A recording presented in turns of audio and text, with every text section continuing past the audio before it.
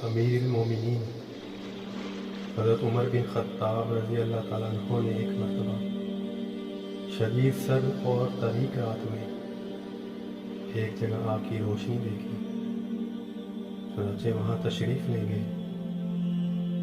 ساتھ میں جلیل القدر صحابی حضرت عبد الرحمن بن عوف رضی اللہ تعالیٰ عنہ بھی تھے۔ حضرت عمر نے آگ کے پاس ایک عورت کو دیکھا جس کے 3 بچے زاروں کی طرح رو رہے تھے۔ ایک بچہ کہہ رہا تھا، امی جان ان آنسوں پر رحم کھاؤ اور کچھ کھانے کو دو۔ دوسرا بچہ یہ کہہ کر رو رہا تھا، شدید بھوک سے جان نکل جائے گی۔ تیسرا بچہ کہہ رہا تھا، امی جان کیا موت کی آغوش میں جانے سے پہلے مجھے کچھ کھانے کو نہیں مل سکتا؟ حضرت عمر بن خطاب آگ کے پاس بیٹھ گئے اور اس عورت سے پوچھا، اے اللہ کی بندی، تیرے اس حال کا ذمہ دار کون ہے؟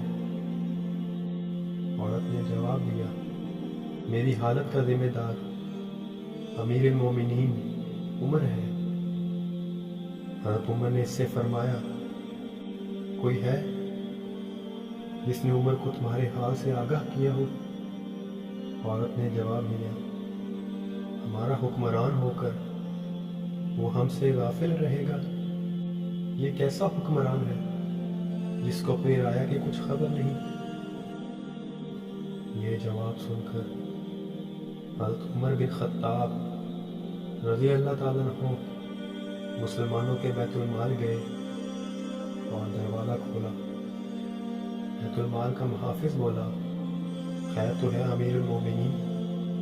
حضرت عمر نے اس کا کوئی جواب نہیں دیا اور آٹے کی ایک بوری، گھی اور شہد کا ایک ڈبہ بیت المال سے نکالا اور چوکیدار سے فرمایا، انہیں میری پیٹھ پر لاد دو۔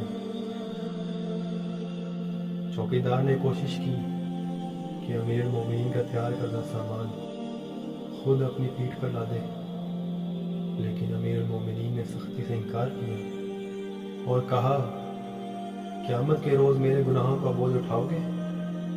یہ کہہ کر حضرت عمر رضی اللہ عنہ نے آٹا، گھی اور شہد اپنی پیٹھ پر لاد لیا۔ جب اس عورت کے ہاں پہنچے تو آپ کے پاس بیٹھ گئے اور ان بچوں کے لیے کھانا پکایا۔ جب کھانا تیار ہو گیا تو اس میں گھی اور شہد کی آمیزش کی اور اپنے مبارک ہاتھوں سے بچوں کو کھانا کھلایا۔ یہ منظر دیکھ کر ان 3 بچوں کی ماں کہنے لگی، قسم اللہ کی تم عمر سے کہیں زیادہ منصب خلافت کے اہل ہو۔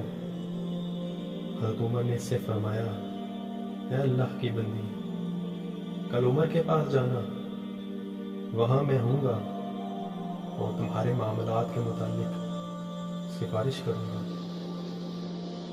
یہ کہہ کر حضرت عمر واپس آ گئے اور ایک چٹان کے پیچھے آ کر بیٹھ گئے اور ان بچوں کو دیکھنے لگے۔ حضرت عبد الرحمن بن عوف رضی اللہ تعالیٰ عنہ نے حضرت عمر رضی اللہ تعالیٰ عنہ سے کہا، آئیں واپس چلتے ہیں کیونکہ رات بہت ہی ٹھنڈی ہے۔ حضرت عمر نے فرمایا، اللہ کی قسم میں اپنی جگہ اس وقت تک نہیں چھوڑوں گا جب تک ان بچوں کو ہنستا ہوا نہ دیکھ لوں، جیسے میں نے آتے ہوئے ہی نہیں روتے ہوئے دیکھا تھا۔ جب اگلے روز سورج طلوع ہوا تو ان بچوں کی ماں دربار خلافت میں گئی۔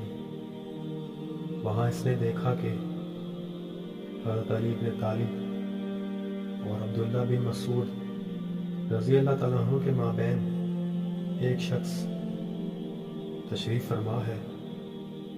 وہ دونوں حضرات اسے امیر المومنین کہہ کے مخاطب کر رہے تھے۔ یہ وہی شخص تھا جس نے گزشتہ رات اس عورت اور اس کے بچوں کی خدمت میں گزاری تھی، اور جس سے اس نے کہا تھا میری اس حالت کا ذمہ دار عمر ہے۔ جب عورت کی نگاہ حضرت عمر پر پڑی تو اس کے پاؤں تلے سے زمین نکل گئی۔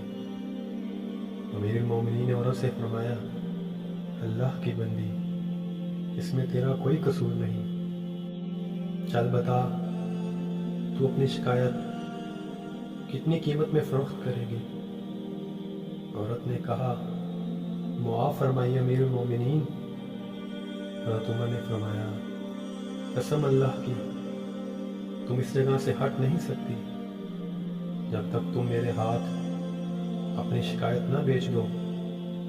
حضرت عمر نے اس خاتون کی شکایت اپنے مال سے 600 درہم میں خرید لی اور حضرت علی رضی اللہ تعالیٰ عنہ کو قلم اور کاغذ لانے کا حکم دیا اور یہ تحریر قلم بند کروائی۔